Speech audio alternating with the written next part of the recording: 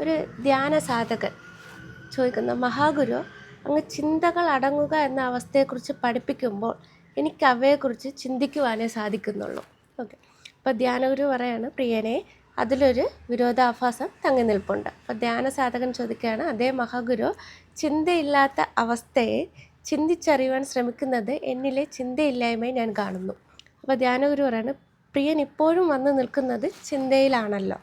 അപ്പോൾ സാധകൻ പറയാണ്, ഗുരു, എൻ്റെ അവസ്ഥ ഇതാണ്. പലപ്പോഴും ഞാൻ ഓരോ നിഗമനത്തിൽ എത്തിപ്പെട്ട് അവ ചിന്തയില്ലായ്മയായി ചിന്തിക്കും. അപ്പോൾ ഗുരു പറയുന്നുണ്ട്, മനസ്സ് നിലനിൽക്കുമ്പോൾ ചിന്തിക്കാതിരിക്കുന്നത് എങ്ങനെ? അപ്പോൾ എങ്ങനെ മെഡിറ്റേഷൻ സാധ്യമാവും? അപ്പോൾ ഇവിടെ ആ ശിഷ്യൻ ഗുരു പറഞ്ഞ കാര്യമെല്ലാം ഇൻ്റലക്ച്വലിയാണ് ഇങ്ങനെ ഭാവനയിൽ കൂടി കാണാനാണ് ശ്രമിക്കുന്നത്. ഇപ്പോൾ നമ്മളൊരു കൊച്ചു കുഞ്ഞിൻ്റെ അടുത്ത് പോയിട്ട് ഉറുമ്പിനെ കണ്ടിട്ടുണ്ടോ എന്ന് ചോദിച്ചാൽ കുഞ്ഞ് കണ്ടിട്ടുണ്ടെന്ന് പറയും. ഉറുമ്പ് എത്രയുണ്ടെന്ന് ചോദിച്ചാൽ ഇത്രയേ ഉള്ളൂ എന്ന് പറയും. ആനയെ കണ്ടിട്ടുണ്ടോ എന്ന് ചോദിച്ചു കഴിഞ്ഞാൽ കണ്ടിട്ടുണ്ടെന്ന് പറയും. ആന എത്ര ഉണ്ടെന്ന് ചോദിച്ചാൽ ഇത്രയുണ്ടെന്ന് പറയും. അപ്പം ആനയുടെ വണ്ണവും കുട്ടി കാണിച്ചതും തമ്മിൽ യാതൊരു ബന്ധമില്ല. ഉറുമ്പിനെ കാണിച്ച സൈസ് അനുസരിച്ചിട്ട് ഒരു ബന്ധവുമില്ല. പക്ഷേ നമ്മളവിടെ ഇൻ്റലക്ച്വലാണ് ഉപയോഗിക്കുന്നത്. ആ കുട്ടിയുടെ ഉള്ളിനെയാണോ നമ്മൾ കാണുന്നത്? ആ കുട്ടി കാണിച്ച ആക്ഷൻ തെറ്റാണ്, പക്ഷെ കുട്ടി മനസ്സിലാക്കിയതിനാണ് ആന വലുതാണെന്ന് കാണിക്കാനാണ് ഇങ്ങനെ കാണിച്ചത്, ഉറുമ്പ് ചെറുതെന്ന് കാണിക്കാനാണ് ഇങ്ങനെ കാണിച്ചത്. അപ്പോൾ ആ കാണിച്ച സൈനിൻ്റെ അപ്പുറത്തോട്ട് നമ്മൾ പോയാൽ മാത്രമേ അതിൻ്റെ ആൻസർ കിട്ടുള്ളൂ. അപ്പോൾ അതുപോലെ ആ ഗുരു പറഞ്ഞതിനെ ഇയാൾ ഇൻ്റലക്ച്വലി മാത്രമാണ് ചിന്തിച്ചുകൊണ്ടിരുന്നത്, ഭാവനയിൽ കൂടി മാത്രമാണ് കാണാൻ ശ്രമിച്ചുകൊണ്ടിരുന്നത്. അങ്ങനെ നോക്കിക്കഴിഞ്ഞാൽ കിട്ടില്ല. അപ്പോൾ നേരത്തെ പറഞ്ഞതുപോലെ അവിടെ ഹാർട്ട് ഉപയോഗിച്ച് വന്നില്ല, ഹാർട്ട് അത് പ്രാക്ടീസ് ചെയ്ത് വന്നില്ല.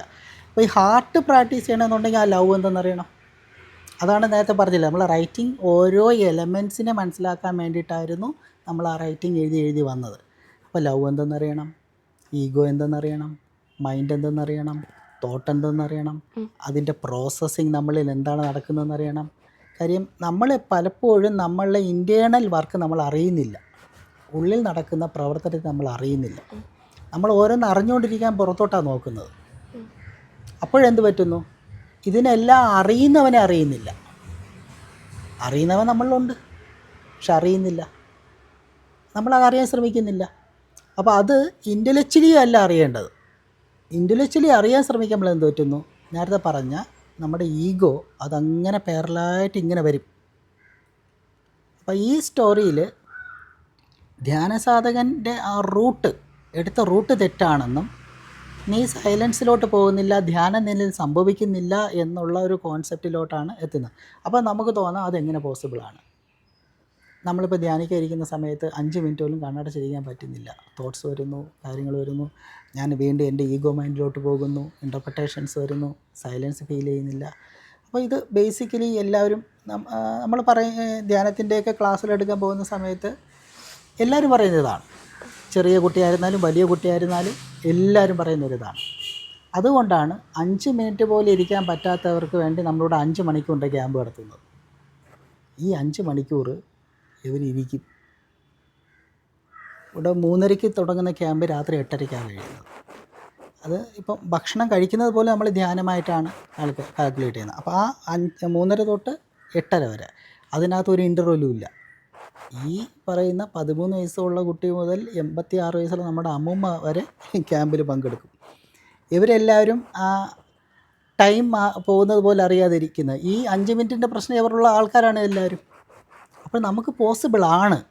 എങ്ങനെ? ആ ഈഗോയെ കുറച്ച് നേരം ഇങ്ങനെ മാറ്റി നിർത്തുമ്പോൾ നമ്മൾ പിന്നെ പ്രപഞ്ചമായിട്ട് കണക്റ്റാവും, പെട്ടെന്ന് കണക്റ്റാവും. ഈഗോയിൽ പിടിച്ചിരിക്കുമ്പോൾ സമയത്താണ് നമ്മൾ പോലും അറിയുന്നില്ല നമ്മൾ പിടിച്ചുകൊണ്ടിരിക്കുന്ന ഈഗോയിലാണെന്ന്. ഈ ഈഗോയെ നമ്മൾ ഡിഫൈൻ ചെയ്തേക്കുന്നത് എങ്ങനെയാണ്? അഹങ്കാരം കാണിക്കുന്നതാണ് ഈഗോ എന്ന് പറഞ്ഞിട്ടാണ് നമ്മൾ അതിനെ ഡിഫൈൻ ചെയ്തിരിക്കുന്നത്. അതല്ല ഈഗോ. ഞാനെന്ന് ചിന്തിക്കുന്ന എല്ലാം ഈഗോയിൽ പെടുന്നത് തന്നെയാണ്. ഞാൻ മനസ്സിലാക്കുന്നു, ഞാൻ പ്രവർത്തിക്കുന്നു, ഇതെല്ലാം ഈഗോയിൽ പെടുന്നതാണ്. കാര്യം അവിടെ എന്ത് വന്നു? ഞാനും ചിന്തിച്ചപ്പോൾ ആ യൂണിവേഴ്സ് നമ്മളിൽ നിന്ന് പോയി, സ്വാഭാവികമായിട്ട് ഡിസ്കണക്റ്റായി. ആ ഡിസ്കണക്റ്റ് വരുമ്പോൾ എന്ത് പറ്റുന്നു? നമുക്കിരിക്കാൻ പറ്റില്ല. അപ്പോൾ ഈ ക്യാമ്പ് നമ്മൾ ചിട്ടപ്പെടുത്തിയിരിക്കുന്നത് എന്താണ്? ഈഗോ ലെസ്സായിട്ടിരിക്കുക എന്നുള്ളതാണ്. ഈഗോ ലെസ്സായിട്ടിരിക്കാൻ പെട്ടെന്ന് കണക്റ്റ് ആവും. അപ്പോൾ ഈ ക്യാമ്പ് കഴിയുമ്പോഴാണ് എല്ലാവരും ഈ 5 മണിക്കൂർ കഴിഞ്ഞോ എന്ന് ചോദിക്കുന്നത്. അപ്പോഴും നമ്മൾ പറയുന്നത് എന്താണ്, നിങ്ങളുടെ മൈൻഡ് സ്ട്രക്ചർ ടൈമോ സ്പേസോ മാറ്ററിലോ കണക്ട് ചെയ്ത് നിന്നില്ല. അതുകൊണ്ടാണ് നിങ്ങൾക്ക് beyond time, beyond space, beyond ഡൈമെൻഷനിൽ ഇരിക്കാൻ പറ്റിയത്. ഇത് ഫീൽ ചെയ്ത് കൊടുക്കുക എന്നുള്ളതാണ് ധ്യാന ക്യാമ്പുകളെല്ലാത്തിൻ്റെ ബേസ് ഇതാണ്. അപ്പോൾ ഇത് അവൻ അനുഭവിച്ചിട്ടുണ്ടെങ്കിൽ, നേരത്തെ പറഞ്ഞില്ലേ, ഒരു എക്സ്പാൻഷൻ സംഭവിച്ചിട്ടുണ്ടെങ്കിൽ നമ്മൾ വീണ്ടും ചുരുങ്ങി വരുമ്പോൾ നമുക്ക് പെട്ടെന്ന് ഐഡൻറ്റിഫൈ ചെയ്യാൻ പറ്റും. അപ്പോൾ അത് ഈഗോ വർക്ക് ചെയ്യുന്നു എന്ന് പെട്ടെന്ന് അറിയാൻ പറ്റും. അപ്പോൾ വീണ്ടും എക്സ്പാൻഷനിലോട്ട് അവൻ പോകും. അതായത് ചിന്തിക്കുന്ന ചിന്തകനെ അറിയുക. ആ പ്രോസസ്സ്, മൈൻഡിൻ്റെ പ്രോസസ്സിനെ അറിയുക എന്നുള്ളതാണ് മെഡിറ്റേഷൻ്റെ ബേസിക് ആയിട്ടുള്ള കാര്യം. നമ്മുടെ മനസ്സിൻ്റെ പ്രവർത്തനങ്ങളെ അറിയുക എന്നുള്ളതാണ്. അങ്ങനെ പറയുമ്പോൾ പല രീതിയിൽ മനസ്സ് പ്രവർത്തിക്കാം. ഒരു ഉദാഹരണത്തിന് പറഞ്ഞാൽ, ഒരു വലിയൊരു ഭക്തൻ ജീവിതത്തിലൊരു ട്രാജഡി വരുന്നു, അതോടെ അവൻ്റെ ഭക്തിയൊക്കെ പോയി കാണും. അവൻ ഇൻ്റർപ്രറ്റ് ചെയ്യുന്നത് എങ്ങനെയായിരിക്കും? ഞാൻ ഇത്രയും വിശ്വസിച്ചിട്ട് എനിക്കൊരു ഹെൽപ്പ് കിട്ടിയില്ല. ഇനി ഈശ്വരനെ വിശ്വാസം ഇല്ലാത്ത ഒരാൾ, അവനൊരു ട്രാജഡി വന്നു എന്ന് വിചാരിക്കുക, ചിലപ്പോൾ അതിനുശേഷമായിരിക്കും ഭക്തനാവുന്നത്. അപ്പോൾ ഈ ഒരാൾ എങ്ങനെ ഭക്തിയിൽ നിന്ന് മാറി വേറൊരാൾ എങ്ങനെ ഭക്തിയിലോട്ട് വന്നു, ഈ രണ്ടുപേരുടെയും ഇൻസിഡൻറ്റ് നോക്കുമ്പോൾ ഒന്നായിരിക്കാം, പക്ഷേ മൈൻഡ് പ്രവർത്തിച്ചത് 2 രീതിയിലാണ്. അപ്പം മനസ്സിൻ്റെ പ്രവർത്തനമാണ് ശരിക്കും നമ്മൾ ഐഡൻറ്റിഫൈ ചെയ്യേണ്ടത്. അതിനെന്ത് ചെയ്യണം? നിരീക്ഷിച്ചാൽ മാത്രമേ പറ്റുള്ളൂ.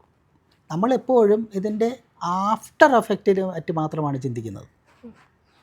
ആ പ്രോസസ്സ് നമ്മൾ ശ്രദ്ധിക്കുന്നില്ല. ധ്യാനം എപ്പോഴും സ്വയം നിരീക്ഷിക്കലാണ്, തിരിച്ചറിയലാണ്. എന്നിൽ ഇപ്പോൾ ഈ നിമിഷം നടക്കുന്നതെന്ത് എന്നുള്ള തിരിച്ചറിവാണ്. അത് ആക്ഷനായിട്ട് വരുന്നതിന് മുമ്പ് നമ്മളുടെ ഉള്ളിൽ എന്താണ്, തോട്ട് പ്രോസസ്സിങ് അവിടെ നടക്കുകയാണ്. അത് മൈൻഡ് എന്ന് പറയുന്ന ഒരു വർക്ക്ഷോപ്പിലാണ് അത് നടക്കുന്നത്. ഇത് കൃത്യമായി മനസ്സിലാക്കാൻ പറ്റണം. നമ്മളുടെ ഈ ആചാര്യന്മാർ എഴുതിയ ഉപനിഷത്തുകൾ കാര്യങ്ങൾ ഏതെടുത്ത് നോക്കിയാലും മൊത്തം ഇതിനെ പറ്റിയിട്ടാണ് പറയുന്നത്. തോട്ട് പ്രോസസ്സിനെ പറ്റിയിട്ടാണ്, മനസ്സിൻ്റെ ചലനത്തെ പറ്റിയിട്ടാണ് പറയുന്നത്. ഇപ്പോൾ ഉദാഹരണത്തിന് നമ്മളടുത്ത് ഒരാൾ ചോദിക്കുകയാണ് എന്താണ് പേര്, അപ്പോൾ നമ്മൾ നമ്മുടെ പേര് പറയും. എന്ത് ചെയ്യുന്നു, നമ്മൾ എന്ത് ചെയ്യുന്നു എന്ന് പറയും.